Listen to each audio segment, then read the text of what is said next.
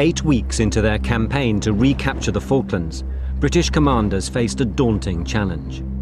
Argentine missiles had destroyed the troop-carrying helicopters that were to carry the men from the beachhead at San Carlos to the Argentine positions around Port Stanley. Marines and paras had no option but to walk the 65 miles in sub-zero temperatures, carrying all their equipment. We had about a week in the open without sleeping bags or anything. The CO marched with us. One thing I must say, our officers always led by example. And what we did, they did. We moved mostly by night. We thought we probably had an element of surprise because it was very dark. We did not necessarily think the Argentines would expect us.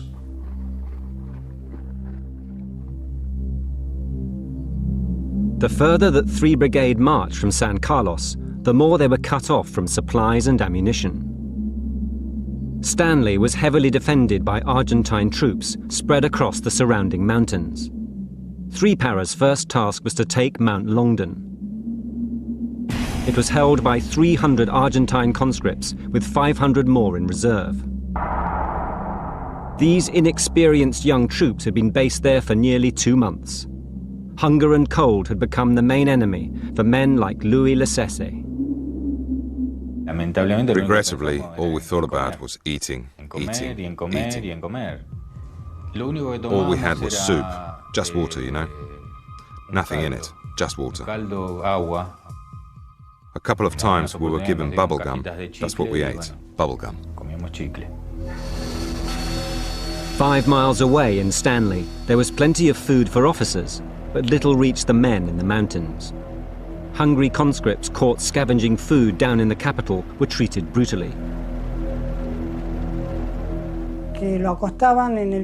When the soldiers were discovered, they were staked flat on the ground, legs and arms wide apart. They were tied to stakes from tents by their wrists and ankles. They were left there in the open air for many hours. They were numb because of the cold and the wind. The 600 men of 3 Para planned a surprise attack on Mount Longdon under cover of darkness.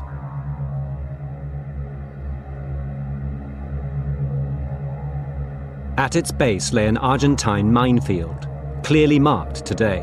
In 1982, it was not.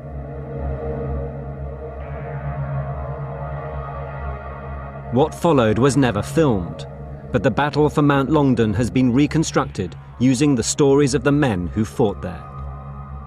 I got the company together and I said, look lads, we don't know exactly what's up there. Some of us are not going to come back from this. So if you've got somebody you want to speak to, I suggest you go away and have a little word with them. We were told in no uncertain terms that some of us, indeed, would not be seeing the sunrise the next day. And I said ta-ra to a couple of my friends who indeed didn't see the sunrise the next day. With the grim order to fix bayonets, the Paras advanced silently up Mount Longdon. The initial advance towards the foot of the mountain was silent and without event until a corporal in B Company hit a mine. The blast blew the man's leg off. All surprise was lost. In a trench near the summit, Felix Barreto heard the cry. The soldier screamed, a piercing scream, as if he had been stabbed. That's when we reacted. After that, it was all screams. What came down was like blackboard illuminations as people woke up, got out their trenches, and started opening up with their various weapons. Realising we were in a minefield, as we were running to try and get to some cover, the fire was increasing all the time. The 150 men of B Company leading the charge met a deadly hail of bullets.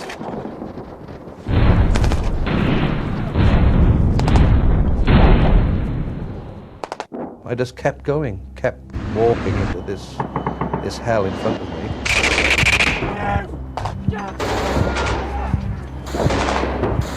You either fight or you run away from it. It was an intense feeling of fear. My stomach was really knotted tight. My legs felt heavy and stiff. You suddenly sort of switch into this role of almost like a robotic machine fighting forward.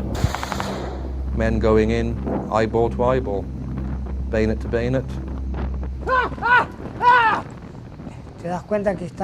We realised they had bayonets because we heard them close. Our combat was hand-to-hand, 5 to 6 metres maximum. And their screams resembled the wild cries of a football match. That's how they advanced, screaming.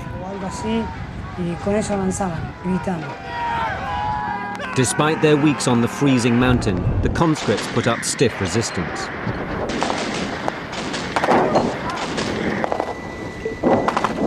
After 3 hours of hand-to-hand fighting, B Company, spearheading the attack, was still pinned down by a heavy caliber machine gun.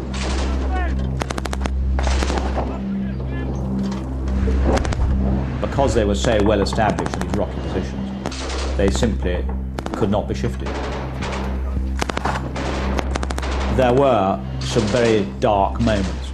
Bearing in mind this was the most intense experience of battle that any of us had ever had.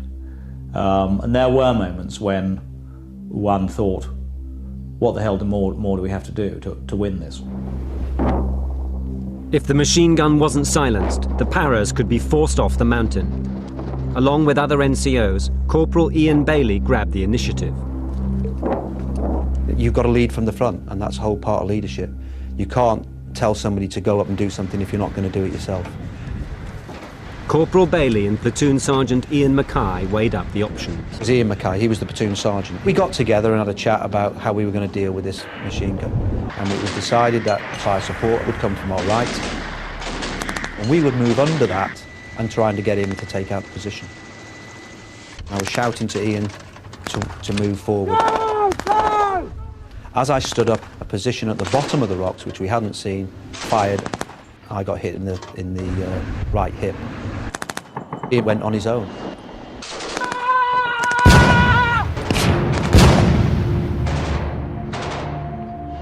He assaulted the position on his own, killed the enemy in there, took over the 50 caliber.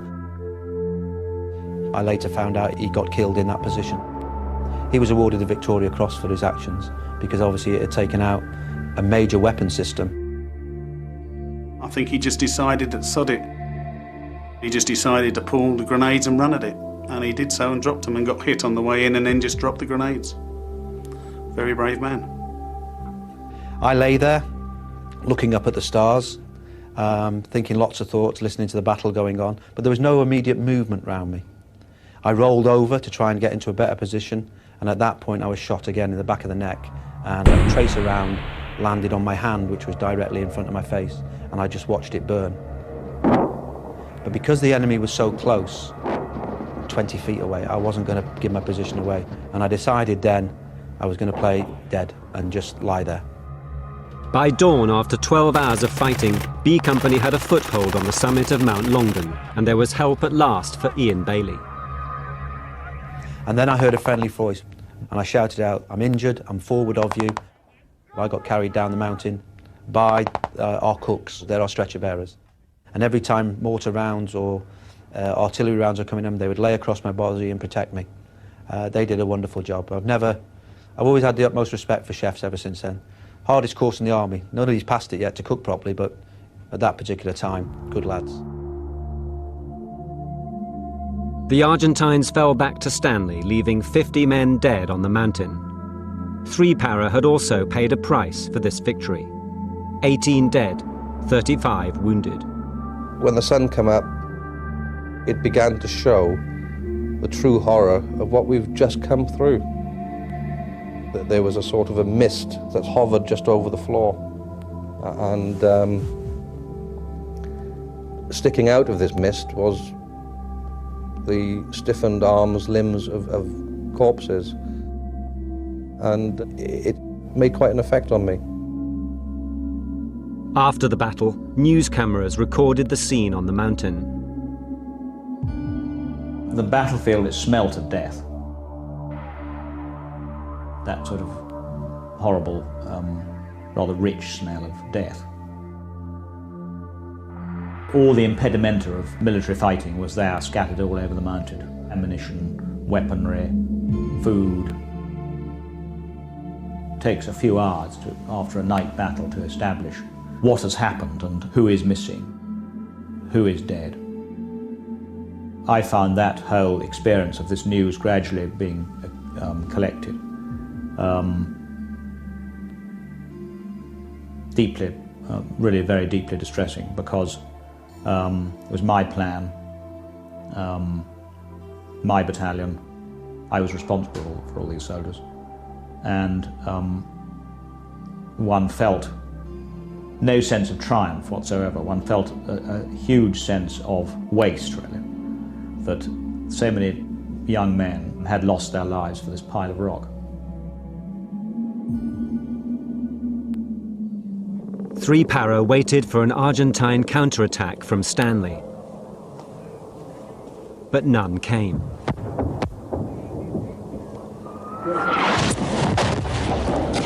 Instead, the enemy shelled the mountain. The Paras were to endure a terrifying bombardment for 48 hours.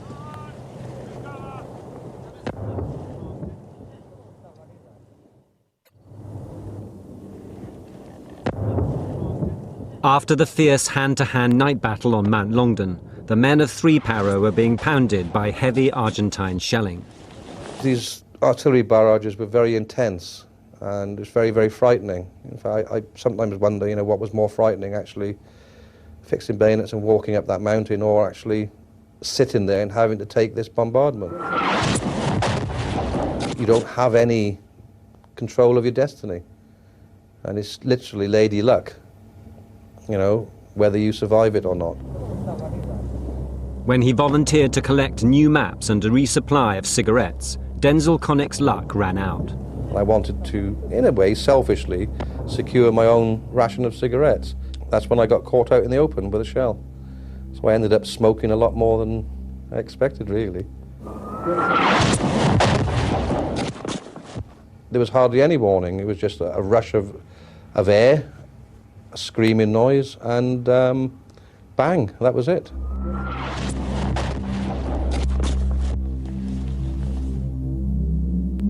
Took off my left leg from the hip. Connick was hit by a 105mm shell. The 2 paratroopers with him were killed. I just remember screaming for Wales at the time. And I was just hanging on for everything I had.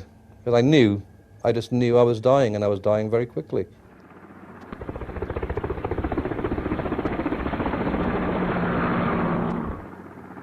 I just wanted to go to sleep. An overwhelming feeling of tiredness. And I knew if I was to allow myself the comfort and the warmth of that sleep, I would never wake up again. So to prevent myself from sleeping, and it was mainly through blood loss, I kept this mental picture of my mother in my mind, because I knew that my passing would give her so much grief that there was just no way I was going to do that to her. Absolutely no way. And they got me into the field hospital. I just remember asking the guy, look, you know, I just really want to go to sleep. Is it all right if I go to sleep? Promise me I won't die. He said, no, you'll be all right. Just go to sleep. And I did. And I died. But luckily, obviously, they resuscitated me. And that was it. I just remember waking up the next morning and feeling like hell, but I was alive. Casualties from both sides were brought down the mountain. Ian Bailey, hit 3 times attacking the heavy machine gun position, finally reached a first aid post, but there was a queue of wounded. The doctors put me under a blanket, put me in an outbuilding. Perhaps I wasn't as I wasn't easy to save, perhaps. I had 3 injuries, and there was other people who they could save. And looking at prioritisation of when you have a major incident, they had to prioritise, and I was put to one side. I remember waking up with somebody tapping on my arm, and it was a naval rating of some description, blue shirt, and I said, "What are you doing?" He said, "Well, are you here to give blood?" And I remember pulling back the blanket and said, "I think I've given enough." And he nearly had heart failure, I think. He ran out, a doctor came in, and you could see the look on their face. I was thinking, they've forgotten about me. They took me straight out to the Uganda, which was the hospital ship. I had 7 operations to patch me all up. And the next day, everything stopped. Mount Longdon was taken, but Argentine units still occupied threatening positions in the heights above Port Stanley.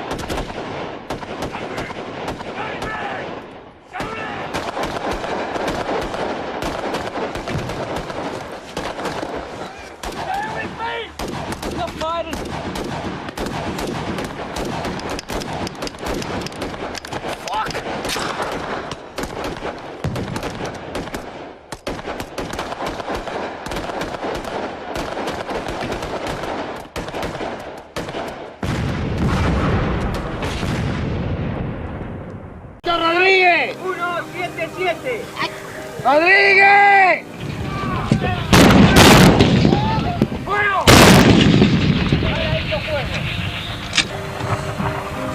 11:15 de la mañana. El cañoneo no ha cesado desde ayer por la noche y continúa. Esta es una de las baterías que circunda Puerto Argentino y se apresta a hacer fuego contra el enemigo. ¡Fuego! ¡Fuego! ¡Cargue! ¡Cargue! ¡Tire! ¡Cargue! ¡Listo! ¡Pégale! ¡Pégale! ¡Ahí va, carajo! ¿Hacia dónde está dirigido el fuego de su batería? Está dirigido hacia Monte Longdon, donde está ocupado en este momento por el enemigo. ¿Es ese monte que se ve con una meseta que lo está coronando? Exactamente, ese mismo monte. Recién se apartaba un soldado que iba a enfermería. ¿Qué tenía? Se lastimó el dedo, es un accidente muy normal acá en las piezas. ¡Viva la patria! Esos gritos festejan lo que puede ver la cámara. El Monte Longdon está envuelto en humo. Los impactos son ciertamente certeros.